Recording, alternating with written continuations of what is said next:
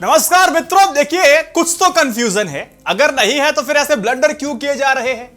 पहले तो आप ये डिसाइड कीजिए कि राम मंदिर का जो मुद्दा है वो पॉलिटिकल है या फिर धार्मिक है। अगर पॉलिटिकल था तो उसमें बात खत्म हो जाती है, वीडियो स्किप कीजिए और चलते बनिए। अगर धार्मिक था तो करोड़ों हिंदुओं की आस्था को देख करके इस धार्मिक अनुष्ठान को अंजाम दिया गया है, ऐसा आप सोचते हैं तो मेरी बात यहां से शुरू होती है। इस वीडियो में बात करूंगा बहुत सारे टॉपिक को लेकर के, जैसे 5 अगस्त 2020 को ही क्यों समय चुना जाता है राम मंदिर के भूमि पूजन के लिए। दूसरा, मोदी जी के और नेहरू के राष्ट्रवाद में धर्मनिरपेक्षता में क्या अंतर है।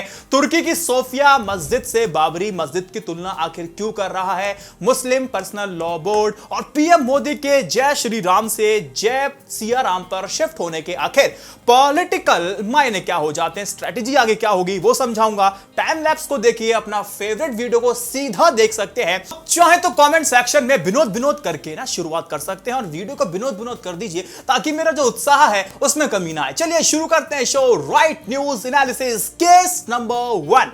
देखिए, अयोध्या में भूमि पूजन का एक राजनीतिक भाव या भावना से किया गया है तो इसमें मैं कुछ गलत नहीं मानता, क्योंकि देखिए पॉलिटिकल इवेंट में ऐसा ही होता है।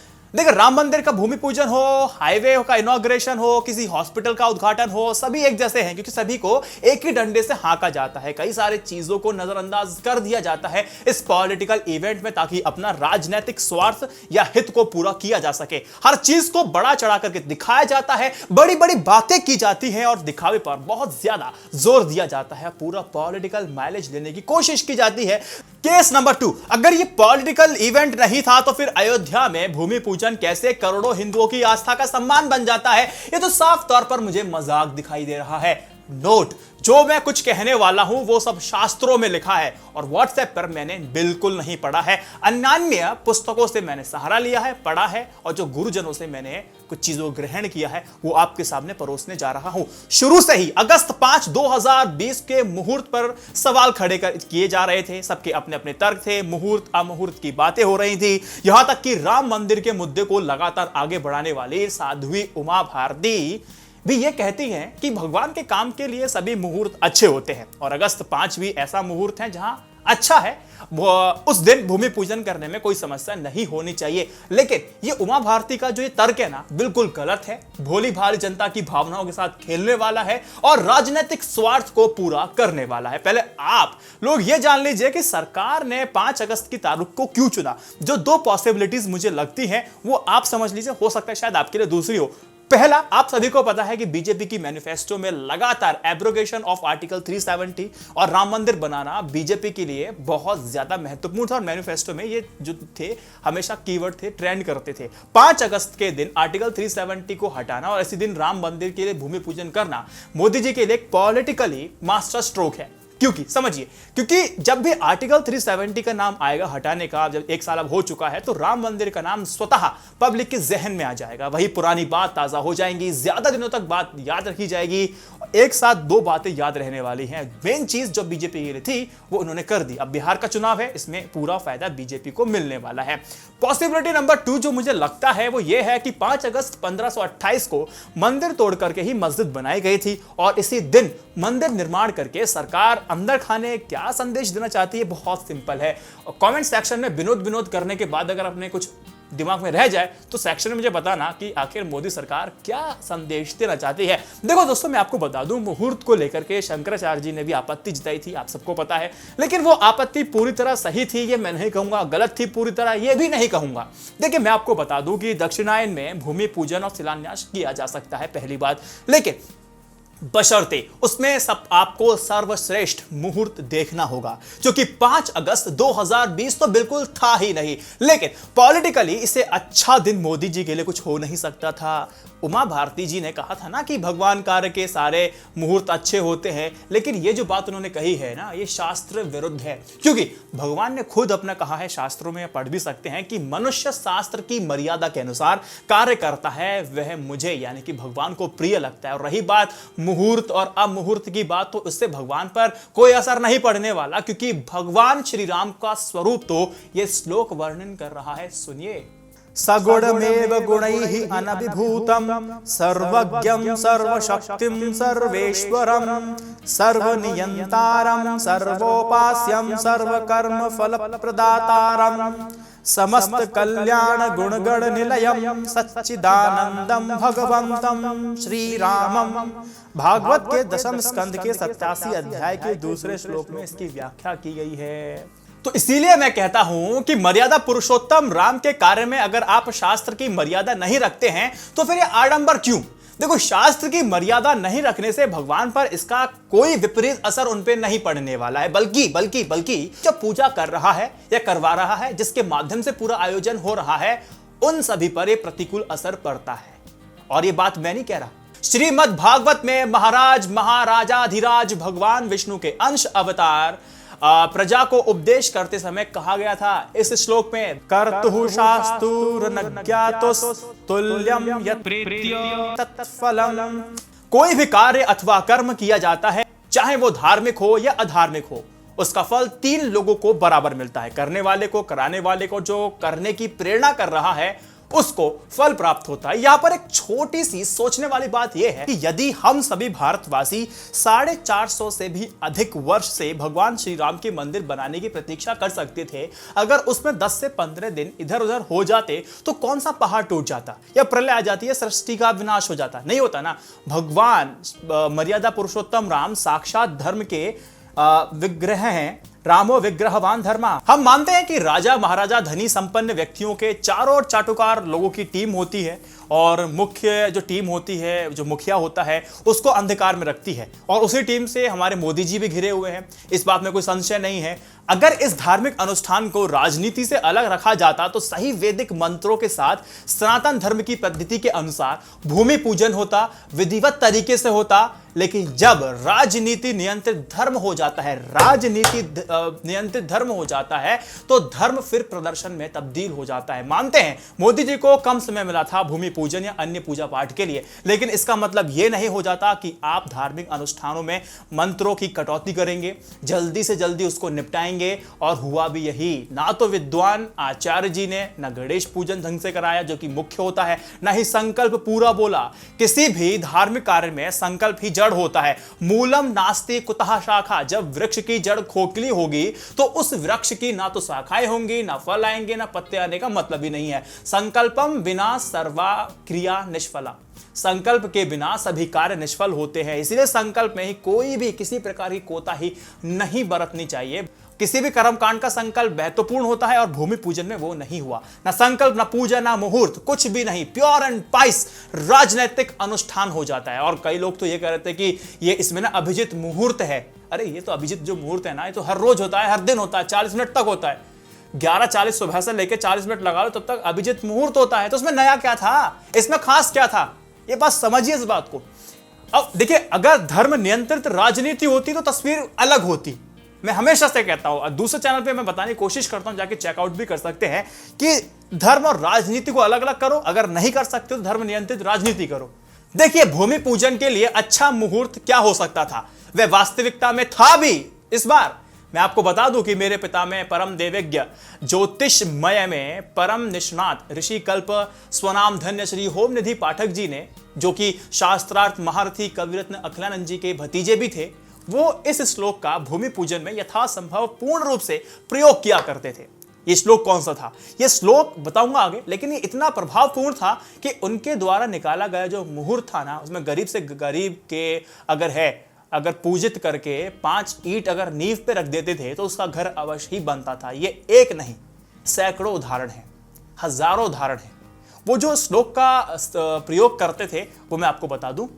स्वाति सिंह लग्ने शुक्ल पक्षे च सप्तमी शुभ योगे श्रावणे च सकाराः सप्त कीर्तिताः सप्त योगे भवेच्छास्तु तत्पुत्रौ धनको भवेत् गजास्वधन संपत्तिर मेधा तिष्ठति सर्वदा।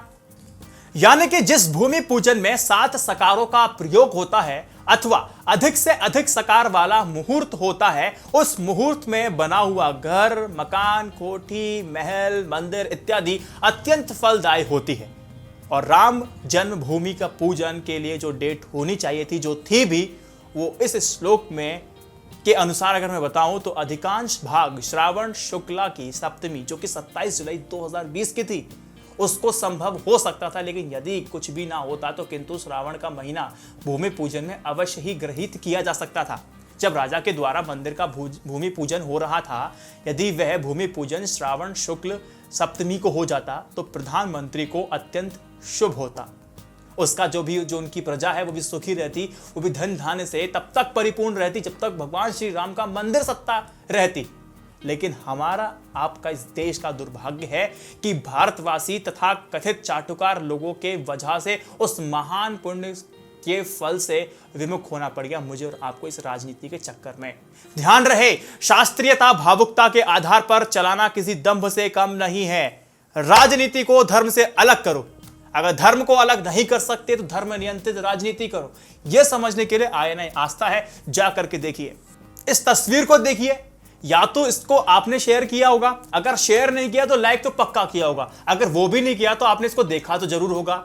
अब इसको देखने के बाद आपको कुछ भी गलत नहीं लगा तो यकीन मानिए कि आपको संसार में गलत बात भी गलत नहीं लगने वाली है। आई बैट। अब इस पिक्चर में देख करके आपको क्या लगता है, साधारण बुद्धि से क्या लगता है? पॉज कीजिए, समझिए। इस पिक्चर में मोदी जी को एक साधारण मनुष्य हैं जो परमात्मा की उंगली पकड़ करके अयोध्या ले जा रहे हैं। भगवान राम का कद मोदी जी के कद से 4 गुना छोटा कर दिया है। दैनिक जागरण की लाइन पढ़िए, राम को एक व्यक्ति बताया जा रहा है और इस तस्वीर में मोदी को चित्र में परमात्मा से बड़ा दिखाया जा रहा है। और यह बात हमारे न्यू इंडिया को न्यू नॉर्मल लग रही है। आप लोग इसे शेयर कर रहे हैं, आप मान रहे हैं कि हाँ प्रधानमंत्री को भगवान बनाना चाहिए और भगवान बना रहे हो, इसे आप स्वीकार कर रहे हो, इसीलिए आप इसको शेयर कर रहे हो। अगर ऐसी तस्वीरों का खंडन अगर आपने करना शुरू नहीं किया तो याद रखिएगा मेरी बात को, इतिहास को याद कीजिए। दुनिया भर में कई शासक धर्म के बहाने सत्ता पर अपने एकाधिकार की ओर बढ़ रहे हैं। इतिहास से सबक लीजिए, नहीं तो आने वाली पीढ़ी आपके इतिहास से सबक लेगी, जो कि लोकतंत्र के लिए खतरनाक है। एकाधिकार बीजेपी की तरफ से खंडन होना चाहिए इस तस्वीर का, क्योंकि इस चाटुकारिता को हतोत्साहित करने की आवश्यकता है, क्योंकि सबसे पहले बीजेपी के हैंडल से ही इसको शेयर किया गया था। बहुत जरूरी है इस प्रोपेगेंडा को रोकने के लिए। देखिए, पीएम नरेंद्र मोदी के जय श्री राम से जय सिया राम पर शिफ्ट होने के मायने क्या हैं, पॉलिटिकल मायने क्या है? वो ये है कि प्रधानमंत्री नरेंद्र मोदी ने जब लोगों को संबोधित करना शुरू किया था, उन्होंने सियावर रामचंद्र की जय और सिया राम का नारा बारंबार दोहराया और जय श्री राम का नारा नहीं लगाया, क्योंकि अब समय बदल रहा है। इसी बदलते समय के साथ साथ मोदी जी ने जय सिया राम का नारा देकर के जो बात को और आगे बढ़ा दिया। देखिए, जय श्री राम एक राजनीतिक नारा था, ठीक है, लोगों में जोश भर देने वाला नारा था, उत्साह से ओतप्रोत कर देने वाला था। जो काम बड़े बड़े वक्ता प्रवक्ता नहीं कर पाते थे वो काम इस नारे ने कर दिखाया। अगर आप थोड़ा हिस्ट्री में जाएंगे ना तो 90 के दशक को याद कीजिए, जहां भाजपा की रैलियों में जय श्री राम का जो उद्घोष था वो अनिवार्य था। अब इससे देश भर में माहौल बनाया जाता था, लाखों लाख लोग जुड़ते थे, सबको एक मत हुआ कि हाँ हमें अयोध्या में राम मंदिर बनाना होगा, इसलिए हम इस मुहिम से जुड़े हुए हैं। लेकिन कभी उत्तर प्रदेश और अन्य उत्तर भारतीय राज्यों में जेलें भर देने वाला नारा पिछले 1 दशक से काफी उत्साह कम रहा है और शक्ति प्रदर्शन धीरे धीरे होता गया है। जय श्री राम की जगह विकास ने ले ली है, विकास की बात होने लगी है। जय श्री राम का नारा कहीं खोने सा लगा है और चुनाव भी राम मंदिर पे नहीं लड़ा गया था, हिंदूवादी और राष्ट्रवाद पे भी लड़ा गया था, आपको पता भी है। यह तस्वीर पूरी साफ हो जाती है। लेकिन उसके बाद क्या, मोदी जी ने एक पॉलिटिकल मास्टर स्ट्रोक खेला है जय सिया राम का नारा देकर के। इससे यह है कि सभी लोगों को राम से जोड़ने की कवायद शुरू कर दी है कि अब एक राम को आगे लेकर के जाना है, वो सबके हैं। जातियों के बीच एक पुल का काम करने वाला है, ब्रिज का काम करने वाला है, समाज को एक साथ बैठाने का जरिया बनेगा। और जय श्री राम के मंदिर और जय सिया राम से भगवान राम के जोड़ने की कवायद है साफ तौर पर। पहले मंदिर बनवाने के लिए अलग, अब साथ रहने के लिए पूरे देश को जोड़ के चलेंगे। तुर्की के सोफिया मस्जिद से बाबरी मस्जिद की तुलना आखिर क्यों कर रहा है मुस्लिम पर्सनल लॉ बोर्ड? देखिए, 5 अगस्त को अयोध्या में राम जन्म पूजन के बाद किया गया मुस्लिम पर्सनल लॉ बोर्ड ने जो ट्वीट किया है उसके मुताबिक उसका हिंदी तर्जुमा यह है कि बाबरी मस्जिद थी और हमेशा एक मस्जिद रहेगी। अब हागिया सोफिया हमारे एक बेहतरीन मिसाल है। अन्यायपूर्ण, दमनकारी, शर्मनाक और बहुसंख्यक तुष्टीकरण के आधार पर जमीन पर पुनर्निर्धारण का फैसला इसे बदल नहीं सकता। अपना दिल तोड़ने की आवश्यकता नहीं है, हालात हमेशा एक नहीं रहते हैं। अब इस ट्वीट पे ना हैशटैग हागिया सोफिया का इस्तेमाल किया गया है, तो उसका भी अपना एक इतिहास है, उसको समझ लीजिए। हागिया सोफिया कभी एक चर्च हुआ करता था।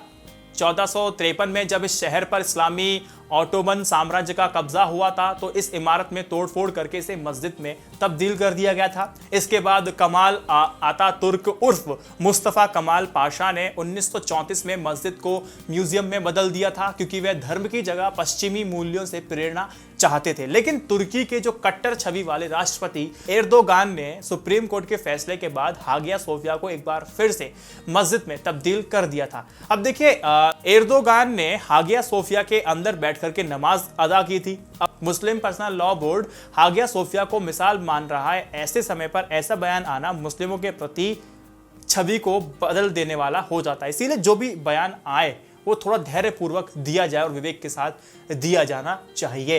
देखिए, अब अगला है कि हिंदू धर्म के प्रति नेहरू की उदासीनता थी या धर्मनिरपेक्षता उनके आड़े आ रही थी। देखिए, 1950 में हुई जब राष्ट्रपति राजेंद्र प्रसाद ने नेहरू की इच्छा के खिलाफ गुजरात में सोमनाथ मंदिर के जीर्णोद्धार समारोह में जाने का फैसला किया था, तो नेहरू ने राजेंद्र प्रसाद के सोमनाथ जाने का इस आधार पर विरोध किया था कि एक धर्मनिरपेक्ष राष्ट्र के शासनाध्यक्ष को इस तरह धार्मिक नहीं जाना चाहिए, खुद को जोड़ना नहीं चाहिए। इस तर्क से राजेंद्र प्रसाद जो थे वो संतुष्ट नहीं थे। 1952 में जब राजेंद्र प्रसाद ने काशी में जाकर के पंडितों के पांव धोए थे तो नेहरू ने इस कृत्य पर नाराजगी जताई थी, पत्र लिख के विरोध भी जताया था। एक बार की बात है कि शास्त्री जी ने नेहरू से अनुरोध किया था कि वो कुंभ के मेले में जाके स्नान करें।